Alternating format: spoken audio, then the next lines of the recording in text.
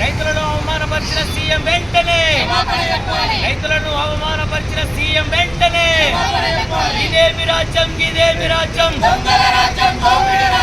ఇదేమి రాజ్యం ఇదేమి రాజ్యం.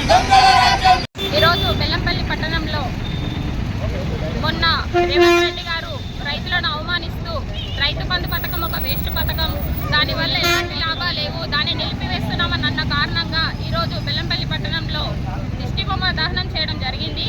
మన రేవంత్ రెడ్డి గారు ముఖ్యమంత్రి అయిన తర్వాత రైతు బంధు అనేది నిలిపివేస్తామని రైతులకు అన్యాయంగా మాట్లాడుతున్నారు. అంతేకాకుండా రైతే రాజయ్యని పూజించే మన దేశంలో రైతులని తాగుబోతుల కింద పోల్చడం ఎంతవరకు సమంజసమని ఈ సందర్భంగా అడుగుతున్నాం. అంతేకాకుండా రైతులకి రైతు బంధు అనేది యథావిధిగా రావాలని భారతీయ జనతా పార్టీ తరఫున మేము అడుగుతున్నాం.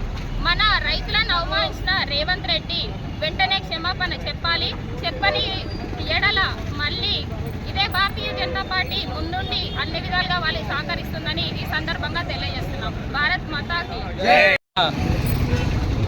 కలెక్టర్ల సమావేశంలో మన గౌరవనీయులు ముఖ్యమంత్రి గారు సమావేశం ఏర్పాటు చేసి రైతులకు రైతు బంధు నిలిపివేస్తున్నాం, ఈ రైతు బంధు వేయడం వల్ల రైతులు తాగుబోతులు అవుతారు అని చెప్పేసి ప్రకటన చేసిన ముఖ్యమంత్రి గారు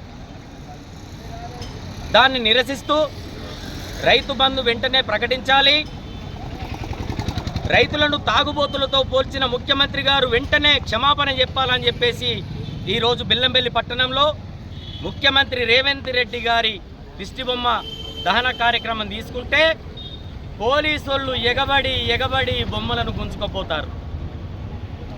నిరసన తెలిపే స్వాతంత్రం కూడా ఈ కాంగ్రెస్ ప్రభుత్వం ఇత్తలేదు. ఈ రెండు ప్రభుత్వాలు గతంలో పరిపాలించిన టీఆర్ఎస్, ఇప్పుడు పరిపాలిస్తున్న కాంగ్రెస్ పార్టీలు ఆ ప్రభుత్వంలో ఆనాడు రైతులు గిట్టుబాటు ధర కోసం ఖమ్మం జిల్లాలో కలెక్టర్ కార్యాలయం ముందుట నిరసన తెలిపితే చేతులకు బేడీలు వేసి లాక్కెళ్లిన టీఆర్ఎస్ ప్రభుత్వాన్ని ఎట్లా బొందబెట్టిరో చూసిరు మీరు. మరి అదే పని నువ్వు పెట్టుకున్నావు. రైతు బంధు వేస్తే రైతులు తాగుబోతులైతారని నీకు నోటికి ఎంతస్తే అంత మాట్లాడతావా రేవంత్ రెడ్డి గారు? రైతులు తలుచుకుంటే ఏడ బొంద పెట్టాల్లో కాడ బొంద పెడతారు.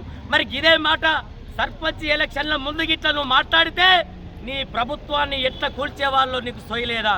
అంటే ఓడెక్కేదాకా ఓడమల్లన్నా, ఓడెక్కినాక నీకు బోడమల్లన్నా. రైతులను అవమానపరుస్తావా? రైతులకు బేషరత్తుగా నువ్వు క్షమాపణ చెప్పాలి.